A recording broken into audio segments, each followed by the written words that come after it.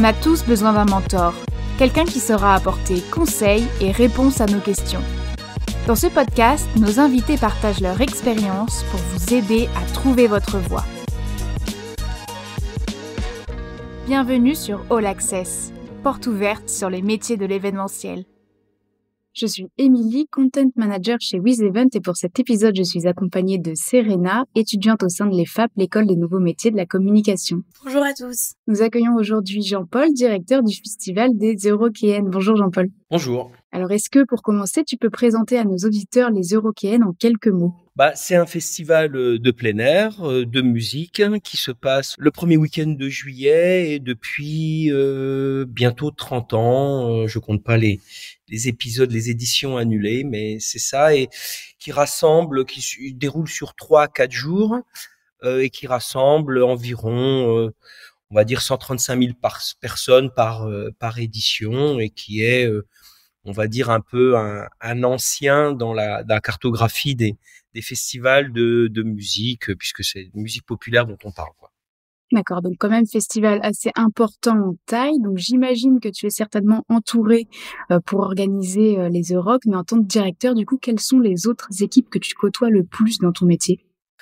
Disons que ça va dépendre effectivement du temps. Alors, j'ai oublié de préciser que c'était à Belfort quand même, parce que c'est dans l'est de la France, c'est important, la géolocalisation des festivals.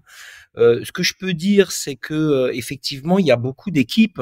C'est plusieurs cercles, plutôt des parties prenantes.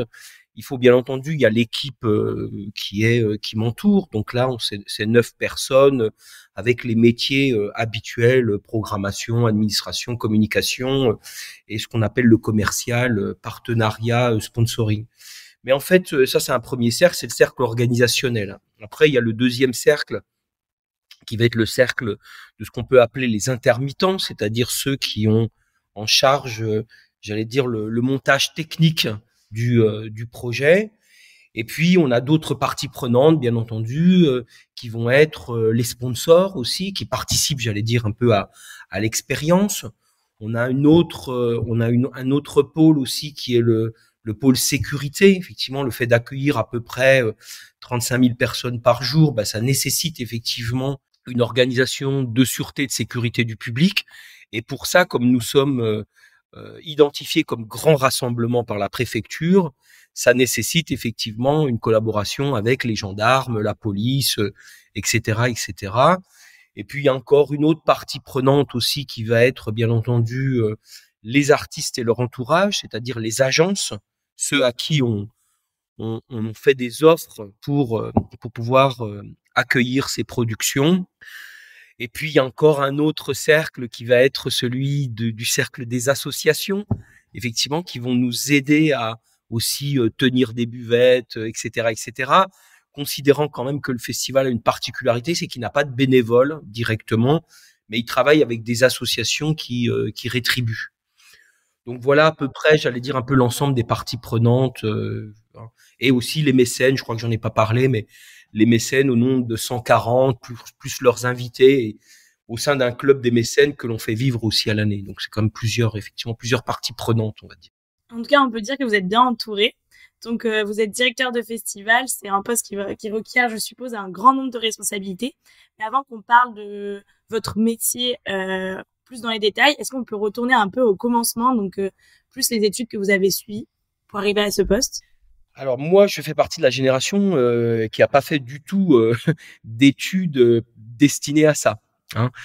C'est un peu le hasard et j'allais dire l'intérêt pour la musique depuis très très longtemps, hein, depuis enfant, qui m'a amené à ça. Moi j'ai fait des études de lettres et j'ai fait des études de graphisme, voilà. Donc avant d'être directeur de festival, je travaillais dans la communication et notamment dans le graphisme, voilà, l'image de marque, etc.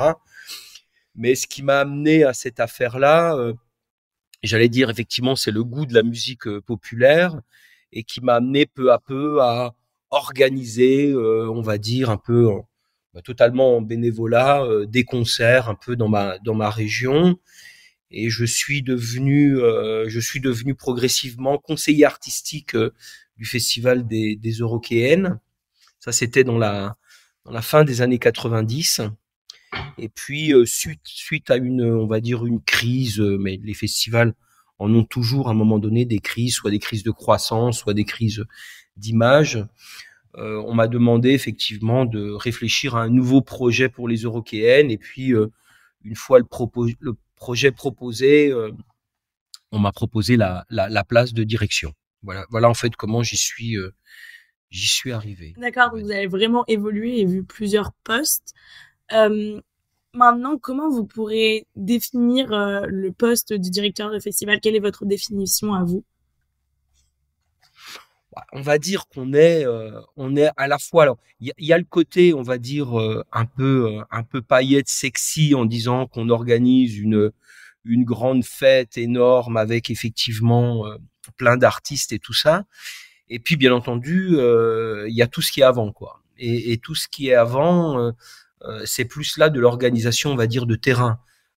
Concrètement, c'est fabriquer une ville éphémère, mais avec tout ce que la ville nécessite, c'est-à-dire du transport, des fluides, des déchets à traiter, de la sécurité, etc., quoi.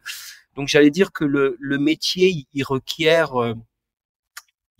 quand même pas mal de capacités d'adaptation, hein, sur différents sujets, voilà. Et que si on veut bien entendu maîtriser l'affaire, il faut tout à la fois savoir quel est le nouveau groupe peut-être de hip-hop américain en ce moment, que de savoir quelles sont les nouvelles directives en matière de sécurité, ou alors de savoir effectivement parler à, par exemple, à une marque pour savoir quel va être son intérêt à aller dans un festival comme ça. Et du coup, comme une grande majorité des festivals, en tout cas des grands festivals, les Eurockéennes, ça se déroule pendant l'été, comme tu le disais en introduction, est-ce que tu peux nous parler des grandes étapes de leur organisation, grand pôle par grand pôle, trimestre par trimestre, si on veut?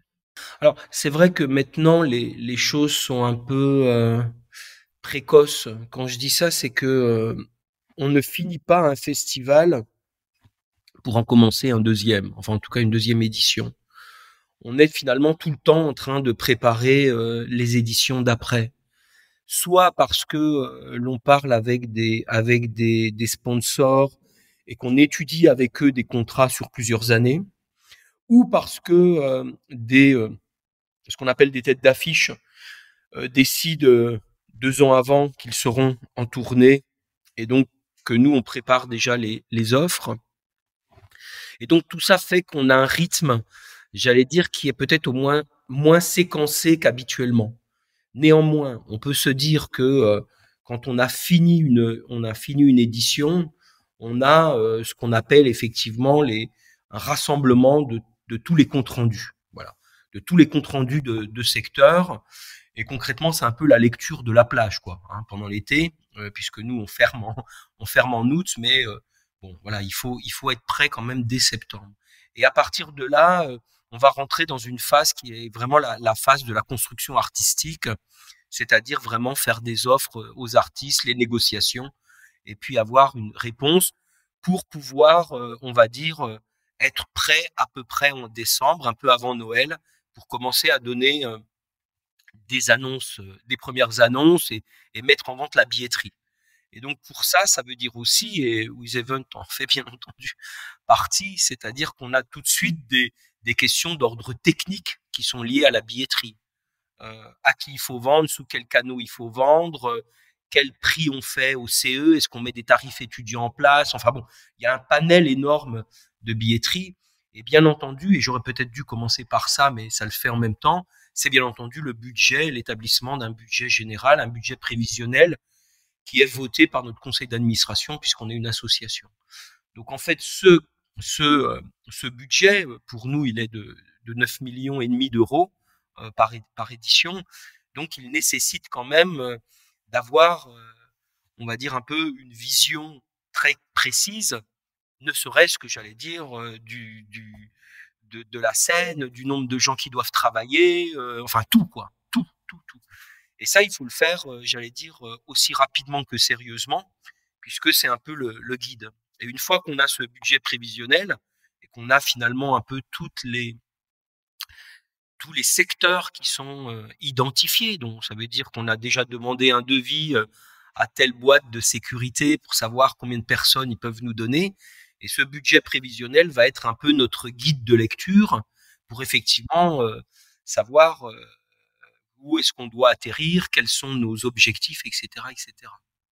Et quand on a passé donc, j'allais dire, le cap de la mise en vente de la billetterie, et donc on arrive en janvier, et ben là on va dire vraiment 6 mois qui vont être d'un côté la promotion de notre événement, les réseaux sociaux, contacter des artistes pour qu'ils parlent un petit peu de nous et qu'ils fassent coucou sur TikTok, mais aussi, j'allais dire, vraiment rentrer dans le détail, c'est-à-dire la réunion avec les gendarmes, avec la préfecture, pour savoir quel est le dispositif, etc., etc.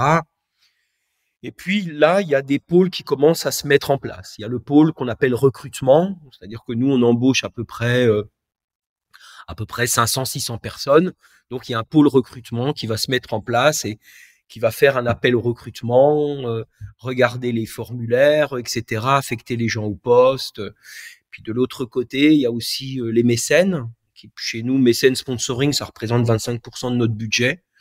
Donc, ça veut dire qu'il faut aussi aller les voir, faire le tour de tous les mécènes pour faire un appel effectivement aux dons et puis leur raconter la plus belle des histoires pour arriver effectivement à les entraîner dedans. Et puis on va dire que à partir de juin, un mois avant, alors là on rentre vraiment dans le dur, c'est-à-dire que tout ce qu'on a imaginé dans les ordis, tout ce qu'on a imaginé dans nos têtes, tout ce qu'on a écrit, et ben à un moment donné, voilà, pendant un mois, ça va commencer à se construire. Donc là on va voir le village se construire techniquement. Voilà. Des équipes, on commence en juin et on finit, le démontage se finit en fin juillet. Voilà. Donc je suppose que dans votre festival, vous recrutez beaucoup de stagiaires, donc et même des juniors. Pour ce qui est des personnes qui arrivent tout juste dans l'événementiel et qui souhaitent travailler pour votre festival, vous les conseillez de postuler. C'est quel moment de postuler pour vraiment suivre le festival du début jusqu'à la fin? Alors, quand on dit plein, il y a quand même des règles qui limitent le nombre de stagiaires par rapport au nombre d'employés, on va dire, en CDI. Il faut savoir que les stagiaires qui viennent chez nous, en général, c'est soit ce qu'on appelle des stages longs. Ils arrivent à peu près en janvier, donc pour à peu près 6 mois. Il y en a certains qui viennent pour 2 mois. Il y en a certains qui viennent, les plus jeunes, pour des stages découvertes. Je veux dire, vraiment à la fin du collège, pendant une petite semaine. On a aussi des gens qui viennent en contrat d'apprentissage pendant 1 an. Alors, dans quel secteur ils viennent? J'allais dire, ils viennent aussi bien en communication, par exemple, donc réseaux sociaux, communication générale. Il y en a certains qui viennent aussi en administration, c'est-à-dire qu'ils vont être là auprès de l'administratrice pour suivre un petit peu les budgets, etc., les contrats. Il y a des gens qui viennent aussi en programmation, parce que ils sont plutôt dans un registre artistique de ce qu'on appelle le booking, la programmation. Il y en a aussi qui viennent pour alors c'est pas tous, mais je donne là les possibilités. Il y en a qui viennent aussi, bien entendu, pour accompagner, pour accompagner tout ce qui va être la recherche de sponsoring, mécénat, etc. Voilà. Ce que je peux dire quand même, sans faire le fanfaron, mais disons que les expériences de stage aux Eurockéennes restent assez fortes parce qu'on est une association. Les gens rentrent vraiment dans une équipe et en regardant un peu en arrière, je pense que la plupart ça leur a porté vraiment chance parce que c'est un moment aussi de rencontre où on se plonge ou peut-être on se dit oulala, j'aimerais mieux aller dans ce secteur-là que dans ce secteur-là. Mais c'est une expérience à mon avis que moi je recommande parce qu'elle est assez forte. En tout cas, pour découvrir vraiment de l'intérieur notre affaire. Et puis vivre aussi un petit peu, j'allais dire, entre guillemets, les joies et les stress de cette organisation. D'accord, merci. Vous nous avez donné vraiment une bonne visibilité sur tous les différents postes qu'il peut avoir sur un festival. Pour revenir sur votre métier directeur de festival, quelles sont les qualités à avoir pour être directeur de festival selon vous? Il y a 2 choses. La première chose, c'est quand même d'avoir une vision générale du projet. Parce que, j'allais dire, si vraiment on aime les emmerdes, pardonnez-moi du terme, il faut faire ce métier-là. Si vraiment on en cherche, voilà, il faut faire ce boulot-là parce qu'il y en a tout le temps, bien entendu, parce que c'est de l'organisation qui se confronte à du terrain, à de l'argent, à des objectifs, etc. Et en plus de ça, on est en plein air à la fin, donc ça nous donne quand même une notion de fragilité. Donc, je pense qu'il faut avoir effectivement une sorte de vision générale, qu'elle soit artistique, mais qu'elle soit aussi financière, etc. Et cette vision-là, il faut, et c'est la deuxième qualité certainement qu'il faut avoir, il faut la faire partager. Et donc ça, c'est le management, c'est-à-dire comment faire, notamment dans une association, que tout le monde partage le même but. Je ne dis pas que dans une entreprise, ça ne se fait pas, mais en tout cas, dans une association, on est là pour être ensemble, on est membre d'une association qui a un objectif et des statuts. Voilà. On pourrait aller travailler dans une entreprise sans forcément partager tout. Dans une association, il vaut mieux tout partager. Et donc, cette qualité de faire partager, d'avoir du management, donc le management, de l'empathie, j'allais dire, mais aussi de la prise de décision. Et puis, j'allais dire, comme troisième, pas mal de sang-froid, c'est ce que je vous ai dit tout à l'heure, parce qu'effectivement, comme disait l'autre, les embrouilles, elles arrivent en escadrille, et que quand vous avez effectivement, comme nous, on a vu l'année dernière, un problème des problèmes de montage dû à on va dire un peu au problème de crise ressources techniques, et qu'enfin vous ouvrez, et qu'en plus de ça il y a un orage, et qu'en plus de ça il y a des blessés, et qu'en plus de ça il y a des annulations, et qu'en plus de ça vous devez bien entendu gérer tout ce qui est annulation, tous les mécènes qui devaient venir le jour annulé, tous les billets que vous devez rembourser, les assurances, tout ça. Je vous dis qu'il vaut mieux être quand même un peu tranquille pour pouvoir affronter ça tout en même temps, quoi. Voilà. Donc effectivement, c'est pas simplement, j'allais dire, une notion technique, mais c'est quand même beaucoup de notions humaines. Voilà. Parce que à la fin, il faut quand même que les gens soient en sécurité, parce qu'il y a beaucoup de monde. Et la toute dernière, si vous pouviez aussi si vous me permettez, je pense, c'est de relativiser aussi toute cette affaire-là. Voilà. Hein, c'est ce que moi je fais pour m'aider à passer tous les caps de stress, c'est de me dire qu'au fond, c'est que de la musique populaire. Voilà. Du coup, comme on l'a vu avec ton parcours, il n'y a pas forcément de chemin qui soit prédéfini pour devenir directeur de festival. Et c'est le cas d'ailleurs de beaucoup de métiers de l'événementiel. C'est souvent une histoire d'opportunités qu'on saisit ou non. Mais pour se créer des opportunités, je pense que ça passe par le réseau. Est-ce que tu es d'accord avec ça? Oui, je pense qu'effectivement, ça passe par le réseau, mais c'est toujours un peu difficile de dire à quelqu'un de se faire un réseau quand on n'y travaille pas, quoi. Moi, ce que je crois surtout, et effectivement, même si je peux peut-être un peu modérer un peu les propos, c'est que je pense malgré tout qu'il y a quand même des voies universitaires ou d'autres qui amènent à ce métier-là. La gestion de projets culturels, là il y a des licences, il y a aussi, il existe des choses sur le management. Il y a beaucoup de choses finalement qui amènent à ça. Après, ce qu'il faut voir aussi, et peut-être là, sans trop, mais il faut.